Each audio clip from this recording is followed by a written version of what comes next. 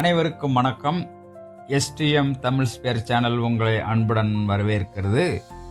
தினம் ஒரு திருக்குறள் பகுதியில் இன்று நாம் காணப்போவது அதிகாரம் 66, வினை தூய்மை, குறள் எண் 659.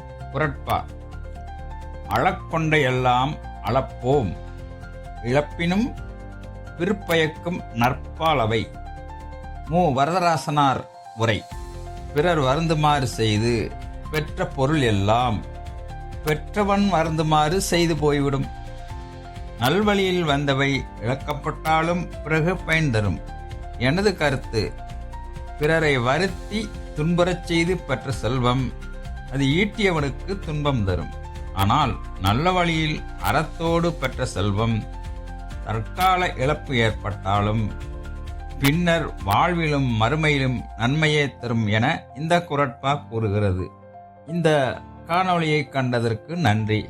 தினம் ஒரு திருக்குறள் பகுதி உங்களுக்கு பிடித்திருந்தால் எஸ்டிஎம் தமிழ் ஸ்பேர் சேனலை சப்ஸ்கிரைப் செய்யவும், லைக் செய்யவும், பெல் பட்டனை தேர்ந்து செய்யவும்.